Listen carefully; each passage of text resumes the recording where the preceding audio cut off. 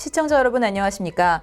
대한민국 최초 의료건강 전문방송 메디컬TV에서 보건의료 분야의 새로운 소식과 알찬 정보를 전달하는 정보플라자 세븐입니다. 먼저 오늘의 이슈 만나보시죠. 무리한 다이어트를 하면 몸속에 돌이 생길 수 있습니다. 에어컨 바람이 방심하다가는 세균 바람이 될 수 있어 각별한 주의가 필요합니다.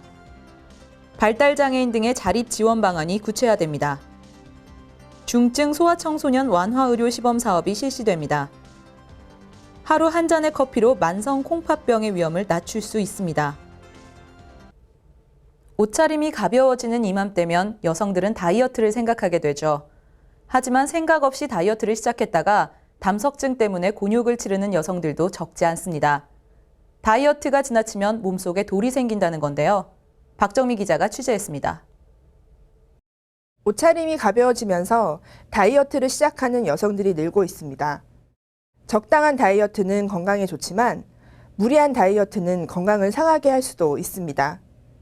강남 세브란스 병원의 연구 결과에 따르면 국내 저체중 여성 10명 중 4명은 자신이 뚱뚱하다고 생각합니다. 의학적으로 정상 체중에 속하는 대부분의 여성들이 다이어트를 하고 있는 실정인 것입니다. 이처럼 무리한 다이어트를 하고 있는 여성들이 주의해야 할 질환 중 하나는 담석증입니다. 젊은 여성에게 다소 생소할 수도 있는 이 질병은 그동안 중장년층의 질병으로 인식됐으나 무리한 다이어트로 인해 최근 20, 30대 여성 환자가 많아지고 있습니다. 담석증은 담즙이 흐르는 담관하고 담즙의 저장고인 그 담낭에서 담즙 내에 그 찌꺼기가 뭉침으로써 생기는 결석이라고 말을 할 수가 있겠습니다. 초저지방을 섭취하는 다이어트 방식을 지속하면 담즙 속의 염분과 콜레스테롤 양이 변화되면서 담낭의 운동성을 저하시킵니다. 무리한 저지방 식단으로 인해 담낭 안에 담즙이 정체되면서 담석증에 걸릴 확률이 높아지는 겁니다. 증상이 없는 담석증은 사실은 그 특별한 치료 없이 그냥 놔둬도 상관이 없지만 그 전형적인 복통을 호소하는 그 담석증의 경우에는 일반적으로는 복강경으로 담낭 절제술을 시행하는 것과 같은 외과적 치료를 시행해야 됩니다. 담석증을 예방하기 위해서는 블루베리와 사과, 호두, 단호박 등의 과일과 비타민 A나 E가 많이 들어있는 채소 등을 섭취하면 도움이 됩니다.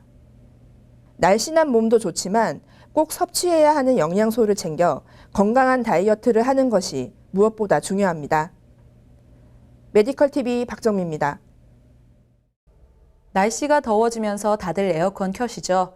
그런데 관리를 잘못하면 시원하라고 켜는 에어컨의 바람이 세균 바람이 될 수 있어서 각별한 주의가 필요합니다. 레지오넬라균이 문제인데요. 박세미 기자의 보도 같이 보시죠. 더워지는 날씨 탓에 실내에서 에어컨을 트는 곳이 많습니다. 하지만 오랜만에 가동한 냉방기에는 레지오넬라균이 서식할 수 있어 각별한 주의가 필요합니다.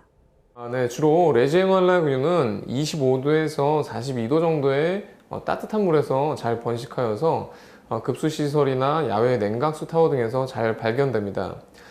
즉 여름철 냉방 시에 작은 물방울 속에 들어가서 공기 중을 떠돌다가 레지오넬라균이 호흡기를 통해서 인체로 들어오는 경로가 가장 흔한 경로입니다. 질병관리본부에 따르면 레지오넬라균 감염 신고 건수는 2014년 30건, 2015년 45건이었으며 지난해 128건으로 크게 증가했습니다. 증상은 몸살 감기와 비슷하지만 폐렴으로 발전할 수 있고 치명률이 10%에 이를 정도입니다. 실제로 지난해에는 일본 히로시마현 온천 이용자 40여 명에게서 집단으로 레지오넬라 폐렴이 발생했으며 이 가운데 1명이 사망했습니다. 국내에서도 2016년에 레지오넬라균 감염으로 8명이 사망한 적이 있습니다. 감염증을 일으키기 때문에 전형적인 폐렴은 기침과 가래, 열을 동반하는데 레지오넬라균은 약간 좀 비전형적인 증상, 근육통이나 설사와 같은 소화기 증상을 일으키기도 합니다. 레지오넬라균 발생을 예방하기 위해선 냉방기 설치 시 물받이 배관이 막히지 않도록 설치하고 수시로 점검해야 합니다. 물받이와 필터는 주 1회 이상 소독하고 청결을 유지하도록 해야 합니다. 메디컬TV 박세미입니다. 바쁘게 생활하다 보면 자칫 놓치기 쉬운 건강 의료 정보들이 많습니다.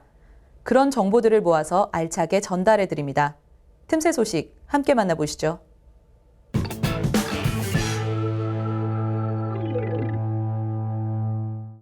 첫 번째 소식입니다. 발달 장애인 등의 자립생활 및 정신질환자의 지역사회 정착을 위한 지원이 구체화됩니다. 보건복지부는 지난 2일 커뮤니티 케어 추진본부 3차 회의를 개최했습니다. 이 회의에서 장애인의 인간다운 삶 보장과 지역사회 자립생활 지원을 위해 돌봄 등의 서비스를 확충하고 전달 체계를 강화하기로 했습니다. 또한 성인 발달장애인에 대한 주간활동 서비스 제공, 부모 사후 대비 소득 보장을 위한 공공후견 신탁제도 등 발달장애인 지원 방안도 검토했습니다. 지역사회 장애인의 건강 서비스 접근성 제고를 위해 장애인 건강주치의 제도를 도입, 확대하는 문제도 논의했습니다. 더불어 전문 재활팀에 의한 집중 재활치료, 지역사회 돌봄 연계를 포함한 퇴원 계획 수립 등을 통해 장애인의 조기 사회복귀를 지원하는 치료기관을 지속적으로 확대할 계획입니다. 다음 소식입니다. 소아청소년 대상의 완화의료 시범 사업이 서울대병원과 세브란스병원에서 시작됩니다. 보건복지부와 국립암센터 중앙호스피스센터는 올해 소아청소년 호스피스 완화의료 시범사업 수행기관으로 서울대학교 병원과 세브란스병원을 선정했습니다. 이번 시범사업은 생명을 위협하는 질환으로 고통받는 만 24세 이하의 소아청소년 환자를 대상으로 합니다. 소아청소년은 성인과 달리 인지능력과 발달 수준에 적합한 완화의료적 접근이 필요하지만 그동안 국내에는 말기암 등 생명을 위협하는 중증 질환을 앓는 소아청소년 대상의 완화의료 시스템이 없었습니다. 완화의료 시범사업은 이달부터 시작되며 2019년부터 수도권이 아닌 지방까지 확대 추진할 계획입니다. 이번에는 아침신문에서 고른 생생한 의료정보 소식을 전달해드리는 미디어 포커스 시간입니다.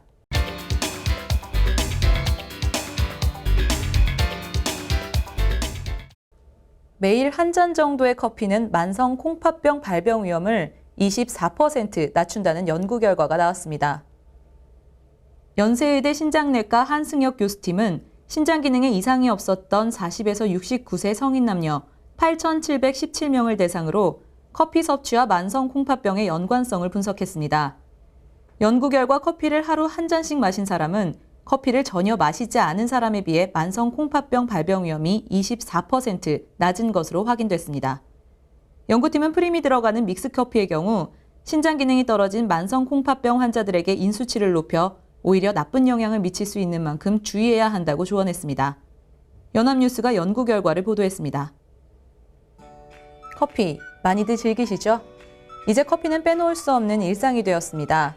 커피를 들고 출근하거나 점심 식사를 마친 직장인들이 줄을 선 카페 풍경도 익숙합니다. 이러한 가운데 커피를 얼마나 마시는 게 좋을지 고민인 분들도 계실 텐데요. 카페인에 대한 민감도가 제각각이라 일률적으로 말하기는 어렵지만 마셔서 부담스럽지 않을 만큼만 마시는 것이 좋겠습니다. 잠을 못 이룰 정도라면 지나친 음용이겠죠. 커피든 뭐든 지나치면 부족한 것보다 나을 게 없으니까요. 다양한 의료 정보와 건강 상식까지 정보플라자 7. 오늘 준비한 소식 모두 만나보셨는데요. 다음 시간 더 새롭고 더 유익한 의료 정보를 들고 찾아가겠습니다. 감사합니다.